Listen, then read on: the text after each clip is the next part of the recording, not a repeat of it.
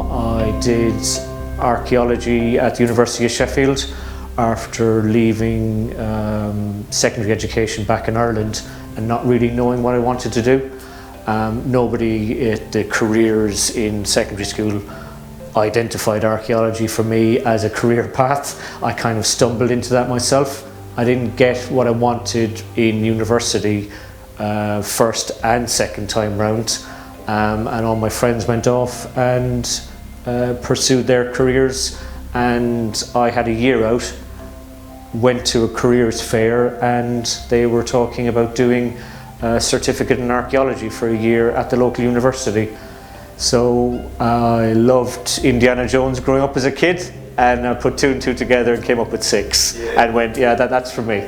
So I spent the year doing that certificate introduction course to what archaeology is, and went out on site with the rest of the class, who were predominantly retired teachers or retired civil servants. So there was a huge age gap, but it didn't really faze me. I think we all kind of went out, walked for hours and hours during the day, and kind of discovered different parts of Ireland that I hadn't known about, and that kind of piqued my interest, and I got really into being kind of outdoors, I suppose, and being in a landscape, and being in a landscape with people who knew how previous generations and previous settlers in Ireland actually used that landscape.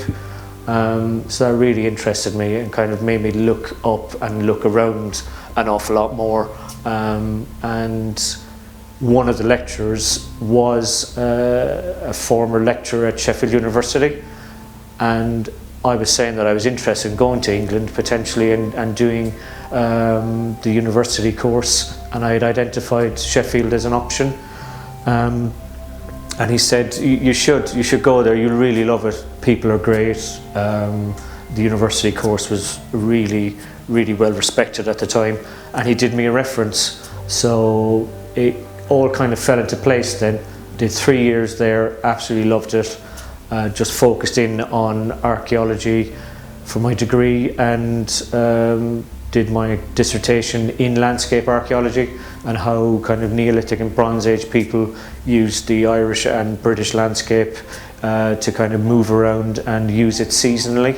I don't use that on a day-to-day basis here, but that was kind of, it gives you an arc of where I really got interested in it, doing the certificate course, and brought it all the way through to the end of the university course. I finished that and went home to Ireland, back to Cork in '97, just at the time of the famous Celtic Tiger, it was called. Lots of money flowing in from Europe, lots of infrastructure projects, lots of full-time work for a lot of people for best part of 7 years. And I worked my way up to assistant city archaeologist in Cork City. And I was really interested in that. I worked again on a lot of projects within the medieval town of Cork, and a lot of projects were kind of testing theories and ideas about where Cork and Cork's origins came from. So we managed to actually excavate quite a lot of Hiberno Norse Cork, which is the Viking settlement of Cork. Never had been done before in such a large amount or large quantity of investigation. So it was pretty special being involved with that, and actually excavated some artefacts like chessboards and chess pieces from a Viking house, and a Viking chopping board from a house that was actually the vertebrae of a blue whale. And Full Circle did a job here about 9 years ago looking for wind farm sites in the Orkney Islands, and went to the local museum, and not only did they have a very similar chessboard and chess pieces, they had nearly the identical chopping board again from a blue whale, and it just kind of blew my mind. It was like, oh my god, the same culture of people in Orkney were kind of travelling down along the Scottish and British coastline, and some of them potentially ended up in Cork, settling there and creating the city that I grew up in. So yeah, that was a nice kind of completing the circle in a way. So on a day-to-day basis, what I do is I'll do kind of archaeology and kind of wider heritage work, and go out and meet clients and try and bring more work in just on the experience that we have here. The organising the site investigation work,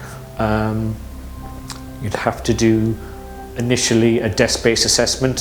So you're given a plot of land, it's just a red line on a plan. 9 times out of 10 for us, it's a greenfield site. 9 times out of 10 I'm going to find archaeology. It just is, it follows me around.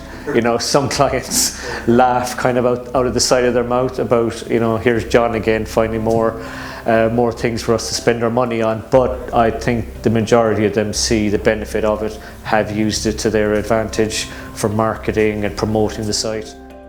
Doing the initial desk-based work, you get all the mapping together, you get all the information that the council has on the site and the local area, and you get an understanding on likely potential, and that kind of brings in your knowledge of the archaeology in that area. So you've got to do kind of a little bit of research on every site you do around the country, which is very interesting for me. You know, having only lived in Sheffield and Southampton, I can kind of get an understanding on archaeology throughout Britain really. I've done work all the way down from Cornwall to Orkney and throughout Scotland for wind farms. So I've been very lucky to kind of mix it up and never kind of do 2 projects probably in the same village even, or the same city. It's great to have it mixed up so much.